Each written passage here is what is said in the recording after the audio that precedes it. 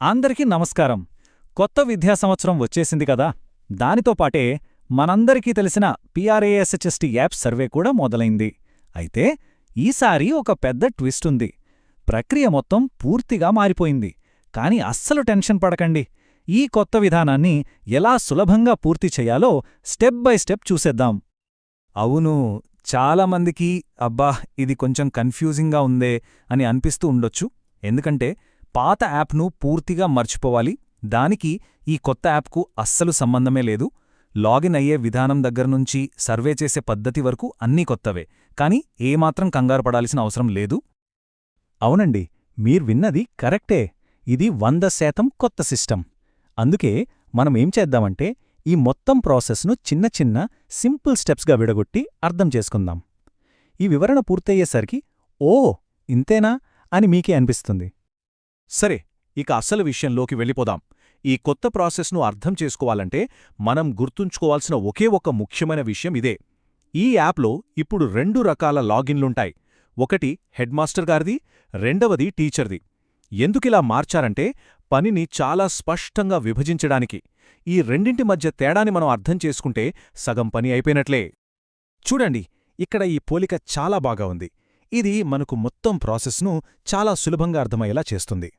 Headmaster గారు ఒక architect లాంటివారనుకుందాం. అంటే ప్లాన్ గీసి పనినప్పగించేవారు. మరి టీచర్ ఎవరు? బిల్డర్. ఆ ప్లాన్ ప్రకారం పనిని పూర్తి చేసేవారు. అంటే ఇక్కడ కీలకమైన విషయం ఏంటంటే హెడ్మాస్టర్ గారు తరగతులను కేటాయించే వరకు టీచర్ తన పనిని మొదలుపెట్టలేరు. ఇది చాలా చాలా ముఖ్యమైన పాయింట్. సరే, ఇప్పుడు మనం మొదటి దశలోకి వెళ్తున్నాం. అదే హెడ్మాస్టర్ గారి బాధ్యత. మొత్తం ప్రాసెస్ మొదలయ్యేదే ఇక్కడ నుంచి. అందుకే ఈ స్టెప్పును చాలా జాగ్రత్తగా, ఎలాంటి పొరపాట్లు లేకుండా పూర్తి చెయ్యాలి. మరి ఆ పొరపాట్లు జరగకుండా ఉండాలంటే ఏం చేయాలో ఇప్పుడు చూద్దాం. ఈ 3 సూత్రాలు చాలా చాలా ముఖ్యం. హెడ్మాస్టర్ గారు లాగిన్ అయ్యేటప్పుడు మొదటిది వాళ్ల టీచర్ అకౌంట్కు వాడిన మొబైల్ నంబర్ కాకుండా వేరే నంబర్ వాడితే మంచిది.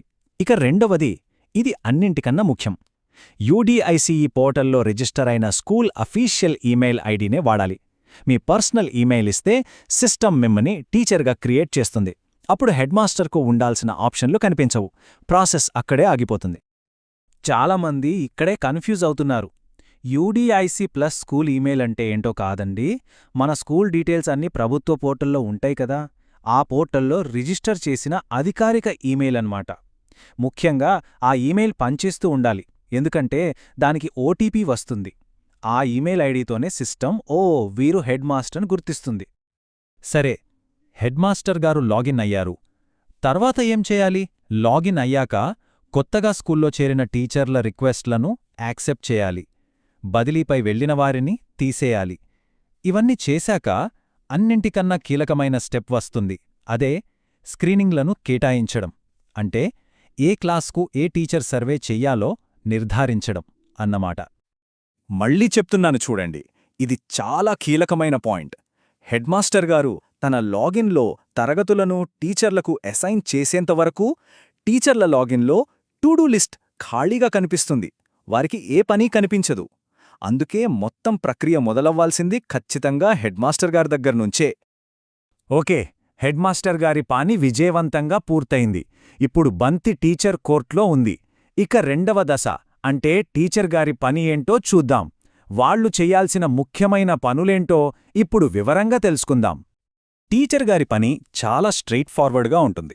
లాగిన్ అయ్యాక ఫస్ట్ చెయ్యాల్సిన పని ప్రొఫైల్లో తమ స్కూల్ పేరు కరెక్ట్గా ఉందో లేదో చెక్ చేసుకోవాలి. ఆ తర్వాత టు డూ లిస్ట్ ఓపెన్ చేస్తే అక్కడ హెడ్మాస్టర్ గారు అసైన్ చేసిన క్లాసులు కనిపిస్తాయి. అప్పుడు పని మొదలవుతుంది. ఇక ఆ క్లాసుల్లోకి స్టూడెంట్స్ని యాడ్ చేసి ఒక్కొక్కరిగా సర్వే పూర్తి చెయ్యాలి. ఇక్కడ ఒక చిన్న ముఖ్యమైన పాయింట్ ఉంది. అదేంటంటే స్టూడెంట్స్ని యాడ్ చేసే విధానం. 1వ తరగతి పిల్లలు కొత్తగా వస్తారు కాబట్టి వాళ్ల వివరాలను యాడ్ ఇండివిడ్యువల్ ఆప్షన్ ద్వారా ఒక్కొక్కరుగా ఎంటర్ చేయాలి. కానీ 2 నుంచి 10వ తరగతి వరకు మనకొక ఈజీ ఆప్షన్ ఉంది. ఇంపోర్ట్ ఎగ్జిస్టింగ్ అని సెలెక్ట్ చేస్తే పోయిన సంవత్సరం స్టూడెంట్స్ డేటా అంతా వచ్చేస్తుంది. ఒకవేళ పై తరగతుల్లో కొత్తగా ఎవరైనా చేరితే వాళ్లను మాత్రం మాన్యువల్గానే యాడ్ చేయాలి. సరే, స్టూడెంట్ని యాడ్ చేశాం. ఇప్పుడు అస్సలు పని స్క్రీనింగ్. ప్రతి విద్యార్థికి సంబంధించి 17 పాయింట్లతో కూడిన ఒక చెక్లిస్ట్ ఉంటుంది. ఈ 17 అంశాలను గమనించి పిల్లల్లో ఏవైనా ఇబ్బందులున్నాయేమో గుర్తించి మనం సర్వే పూర్తి చేయాలి. గుర్తుపెట్టుకోండి 17 పాయింట్లు. సర్వే నింపడం చాలా తేలిక. 2 ఆప్షన్లు. విద్యార్థిలో ఆ 17 పాయింట్లకు సంబంధించి ఎలాంటి ఇబ్బంది కనిపించకపోతే సింపుల్గా లిస్ట్ కింద ఉన్న పై వేవి కావు అంటే నన్ ఆఫ్ ది అబోవ్ ఆప్షన్ను సెలెక్ట్ చేసి సబ్మిట్ చేయడమే. ఒకవేళ ఏదైనా పాయింట్లో ఇబ్బంది ఉన్నట్లు అనిపిస్తే ఆ పర్టిక్యులర్ పాయింట్ని మాత్రం సెలెక్ట్ చేసి సబ్మిట్ చేయాలి. అంతే. సూపర్! సర్వే పూర్తి చేశారా? పనైపోయిందా? లేదు. మనం సబ్మిట్ చేశాక ఏమవుతుంది? మనమిచ్చిన సమాచారం ఎక్కడికి వెళ్తుంది? ఇప్పుడీ ప్రాసెస్ చివరి దశ. అంటే దాని ఫలితమేంటో క్లుప్తంగా చూద్దాం. మనం సర్వే సబ్మిట్ చేయగానే సిస్టమ్ ఆటోమేటిక్గా ఒక పని చేస్తుంది. ఏ విద్యార్థికైతే మనం పైవేవీ కావు అని సెలెక్ట్ చేశామో ఆ కేస్ అక్కడితో ఆటోమేటిక్గా క్లోజ్ అయిపోతుంది. అంటే వారికి తదుపరి పరిశీలన అవసరం లేదని అర్థం. కానీ మనం ఏదైనా సమస్యను గుర్తించి సెలెక్ట్ చేస్తే ఆ కేస్ తదుపరి దశకు అంటే పార్ట్ 2కు వెళ్తుంది. ఇలా మనం ఇబ్బంది ఉంది అని చెప్పిన విద్యార్థుల వివరాలు పార్ట్ 2 పరిశీలన కోసం ఒక స్పెషల్ ఎడ్యుకేటర్కు వెళ్తాయి. ఇక్కడ మళ్లీ హెడ్మాస్టర్ గారి పాత్ర వస్తోంది చూడండి. ఏ స్పెషల్ ఎడ్యుకేటర్ ఆ కేసును పరిశీలించాలో హెడ్మాస్టర్ గారే తమ లాగిన్ నుండి కేటాయించాల్సుంటుంది. చూడండి, ఈ మొత్తం ప్రక్రియ వెనక ఉన్న అసలు ఉద్దేశం చాలా గొప్పది. ఇది కేవలం యాప్లో డేటా నింపే పని కాదు. నిజంగా సహాయం అవసరమైన పిల్లలను వీలైనంత త్వరగా గుర్తించి వారికి సరైన మద్దతు అందించడమే దీని ముఖ్య లక్ష్యం. మనం చేస్తున్న ఈ పని చాలా విలువైనది. ఈ యొక్క చిన్న సర్వే ద్వారా మనం ఒక విద్యార్థి జీవితంలో ఒక పెద్ద మార్పుకు కారణం కావచ్చు. కాబట్టి ఈ పనిని శ్రద్ధగా పూర్తి చేద్దాం. ఒక్కసారి ఆలోచించండి, ఈ ఒక్క ప్రక్రియతో మనం ఎంతమంది పిల్లల భవిష్యత్తుకు సరైన బాటలు వేయగలమో.